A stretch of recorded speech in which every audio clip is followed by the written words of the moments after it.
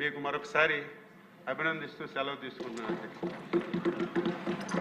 అదే లఘు చర్చ అనుకున్నది చాలా పెద్ద చర్చగా మారింది. కానీ మంత్రి గారు మాట్లాడుతున్నంతసేపు అందరూ కూడా మంత్రముగ్ధులై విన్నారు. సభ్యుల సమయం కొంచెం ఎక్కువ తీసుకున్న వలన సభ్యులకు ఇప్పుడు సమయం తగ్గించవలసి వస్తుంది. ముందుగా హింటు. ఇప్పుడు భూమా అఖిల ప్రియ గారు మాట్లాడారు.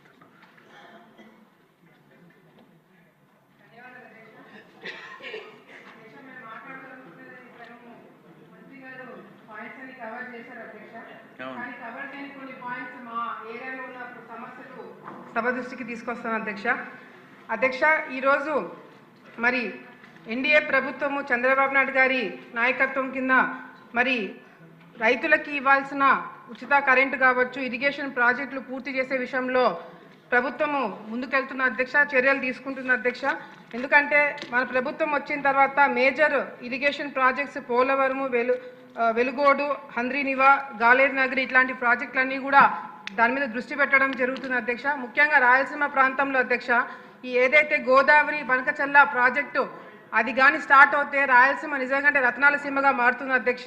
మరి చంద్రబాబు నాయుడు గారు ఏదైతే ఈ బడ్జెట్ ఈ ప్రాజెక్టు కోసము దాదాపుగా 45,000 కోట్లు ఖర్చు అవుతుందంటే కూడా వెనకాడకుండా తప్పకుండా రాయలసీమకి ఈ ప్రాజెక్టు రావడం వల్ల మేలు కలుగుతుందని చెప్పి ఆ ప్రాజెక్టుకు ముందుకు తీసుకెళ్తామని చెప్పి చెప్పడం జరుగుతుంది అధ్యక్ష. మరి వ్యవసాయంలో అదే టెక్నాలజీ అధ్యక్ష, ఈ శాఖ కింద అధ్యక్ష టెక్నాలజీని కూడా మన ప్రభుత్వము చాలా చక్కగా ఉపయోగించుకుంటుంది అధ్యక్ష. అట్లు డ్రోన్స్ విషయంలో కావచ్చు, లేకపోతే మొబైల్ మార్కెట్ ప్రైస్ ప్లాట్ఫామ్స్ విషయంలో కావచ్చు బాగా వాడుకుంటుంది అధ్యక్ష. అదేవిధంగా ఏఐ టెక్నాలజీని కూడా బాగా ఇప్పుడు ఏఐ టెక్నాలజీ అన్ని రంగాల్లో కూడా వాడుకుంటున్నారు. వ్యవసాయ రంగంలో కూడా ఏఐ టెక్నాలజీని వాడి మరి ఏదైతే డ్రోన్స్ ఎక్కడైతే ఈ స్ప్రే కొడతారో, ఎక్కడైతే ప్రాబ్లం ఉందో అక్కడే ఆ ప్రాబ్లమ్ని ఐడెంటిఫై చేసి అక్కడే మందు కొట్టేటట్టుగా కూడా ఏ టెక్నాలజీని వాడుకోవడానికి అవకాశం ఉంటుందని, అది కూడా దానివల్ల రైతులకి ఖర్చు కూడా తగ్గుతుంది అధ్యక్ష. అది దాని మీద కూడా దృష్టి పెట్టాలని చెప్పి కూడా కోరుకుంటున్నాం అధ్యక్ష. ముఖ్యంగా మా ఏరియాలో అధ్యక్ష నంద్యాల ప్రాంతంలో నంద్యాల సోనా అనేది మరి బ్రాండెడ్ రైస్ అధ్యక్ష. అది చాలా మందికి తెలిసే ఉంటుంది. మరి ఈ బ్రాండెడ్ రైస్ని డెవలప్ చేసింది కూడా అధ్యక్ష regional agriculture research station Nandyal అధ్యక్ష, RARS. మన దేశంలోనే వెస్ట్ బెంగాల్, ఉత్తరప్రదేశ్, పంజాబ్, తమిళనాడు తర్వాత ఆంధ్రప్రదేశ్ మరి రైస్ ప్రొడక్షన్లో మనమే ఉన్నాం అధ్యక్ష. కానీ క్వాలిటీ విషయంలో మాత్రము నంద్యాల సోనా నంబర్ 1 ఉందని చెప్పి గర్వంగా చెప్పుకోవడానికి ఉంది అధ్యక్ష. మరి అదేవిధంగా ఈ నంద్యాల సోనా అనేది ప్రభుత్వమే ప్రమోట్ చేసి ఈ బ్రాండ్ని ముందుకు తీసుకెళ్ళి అవసరమైతే GI ట్యాగ్ కూడా ఇప్పించాలని చెప్పి కూడా మా తరపు నుంచి మేము కోరుకుంటున్నాం అధ్యక్ష. దీనివల్ల మనకి రీసెర్చ్ సెంటర్కి మంచి పేరు వస్తుంది, మన రాష్ట్రంకి మంచి పేరు వస్తుంది. అదేవిధంగా అధ్యక్ష ఈ ఎక్స్పోర్ట్ పర్మిషన్ తీసుకొని రైతులు గవర్నమెంట్ ఏజెన్సీస్ ద్వారా మరి ఎక్స్పోర్ట్ చేయడానికి అవకాశం ఉంటే కూడా రైతులకు మేలు జరుగుతుందని చెప్పి మా తరపు నుంచి ఒక చిన్న సజెషన్ అధ్యక్ష.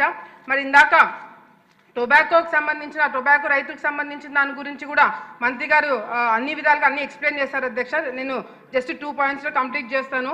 మా ప్రాంతంలో టొబాకో అవసరమైన దానికన్నా ఎక్కువ వేయడం వల్ల చాలా మంది రైతులు ఇబ్బందులు పడినారు అధ్యక్ష. ప్రాపర్ ప్రొక్యూర్మెంట్ సెంటర్లు లేవు, క్వాలిటీ బాగాలేవని చెప్పి చాలా వరకు స్టాక్ వెనక్కి పంపించేశారు అధ్యక్ష. ఆత్మకూరు, నందికోట్కూరు, ఆలగడ్డ, బనగానపల్లె, పాణ్యము, ఓరవకల్లు ఇటువంటి ప్లేసెస్లో సరైన ప్రొక్యూర్మెంట్ సెంటర్స్ లేకపోవడం వల్ల కూడా రైతులు చాలా ఇబ్బంది పడినారు. తప్పకుండా వచ్చే రోజులు అట్లీస్ట్ ప్రభుత్వం తరపు నుంచి అధికారుల తరపు నుంచి రైతులకి ఒక కోఆర్డినేషన్ పెట్టుకొని ఏ ప్రాంతంలో ఎంత వేయాలి, ఎంతవరకు అనేది వాళ్ళు చూసుకుంటే బాగుంటుందని చెప్పి వచ్చిన సజెషన్ అధ్యక్ష. అదేవిధంగా ఇందాక మంత్రి గారు చెప్పినట్టు అధ్యక్ష వైఎస్ఆర్సీపీ పార్టీ నెగిటివ్ ప్రచారం ఎక్కువ చేయడం వల్ల యూరియా దొరకదు అని చెప్పి రెండో పంట మూడో పంటకు కావాల్సినవి కూడా ఇప్పుడే రైతులు కావాలని చెప్పి తీసి పక్కన పెట్టుకోవడం వల్ల కూడా ఈ యూరియా షార్టేజ్ రావడం జరిగింది అధ్యక్ష. చాలా వరకు ఫస్ట్ ప్రయారిటీ ఆర్బీకేలకు ఇచ్చినారు అధ్యక్ష. తర్వాత సొసైటీలకు మెల్లిమెల్లిగా కొద్ది వరకు స్టాక్ పంపించినారు. సొసైటీలకు కూడా ఎక్కువ ప్రాధాన్యత ఇచ్చి ఎక్కువ సొసైటీలకు కూడా ఈ యూరియా స్టాక్ పంపించాలని చెప్పి కూడా మేము కోరుకుంటున్నాం అధ్యక్ష. ఎందుకంటే ఖరీఫ్ సీజన్లో ఇప్పుడు ఇచ్చిన యూరియా ఓన్లీ ఖరీఫ్ సీజన్కి మాత్రమే, రబీకి రావాల్సింది ఇంకా ఇస్తామని చెప్పి ప్రభుత్వం చెప్తున్నా కూడా వైసీపీ నాయకులు తప్పుడు ప్రచారం చేయడం వల్ల రైతులు కూడా ఇబ్బందులు పడుతున్నారు అధ్యక్ష. మా ఆలగడ్డ ఉదాహరణ చూసుకుంటే ఖరీఫ్ సీజన్లో 2024-25 ప్రాంతంలో 6,465 మెట్రిక్ టన్నులు రావడం జరిగింది అధ్యక్ష. ఈ సంవత్సరం మాకు 9,645 మెట్రిక్ టన్నులు ఇవ్వడం జరిగింది అధ్యక్ష. ఇందాక మంత్రి గారు చెప్పినట్టుగా కూడా ఉల్లి రైతులు చాలా ఇబ్బందులు పడుతున్నారు. దాని దగ్గర నేను కూడా ఒకటి ఆలోచన చేయడం జరిగింది అధ్యక్ష. మొత్తము రాయలసీమలో చూసుకుంటే 3,90,000 ఎకరాలు ఉల్లి వేసుకున్నారు అధ్యక్ష.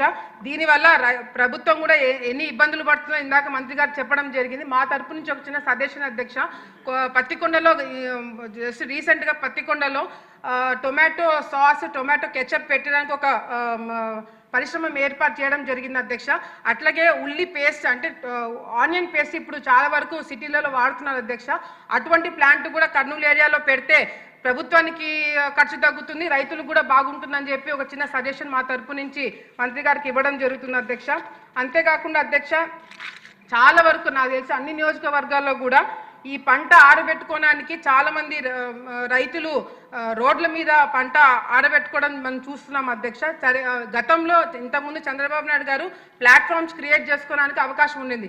ఇప్పుడు చాలా మంది పంటలు వేసుకుంటున్నారు. అందరికీ చాలా మంది సొంత రైతులు కాకుండా ఈ టెనెంట్స్ వాళ్ళు కూడా ఉన్నారు కాబట్టి, అంటే కౌలు రైతులు కూడా ఎక్కువ ఉన్నారు కాబట్టి గవర్నమెంట్ భూములు అంటే గ్రామ స్థాయిలో సొంత పొలం ఉన్న వాళ్ళకి సొంత పొలంలో ప్లాట్ఫామ్ ఏర్పాటు చేసుకోవడానికి అవకాశం ఇస్తూ, సొంత పొలం లేని వాళ్ళకి గవర్నమెంట్ భూమి ఏదైనా ఏర్పాటు చేసి అక్కడ ప్లాట్ఫామ్స్ ఎన్ఆర్ఈజిఎస్ కింద ఇంతకుముందు ఇచ్చేవాళ్ళంత, కానీ ఇప్పుడు ఎన్ఆర్ఈజిఎస్ కింద ప్లాట్ఫామ్స్ క్రియేట్ చేసుకోవడానికి ఇవ్వట్లేదు అధ్యక్ష. అది కూడా దృష్టి పెట్టాలని చెప్పి కూడా కోరుకుంటున్నాము.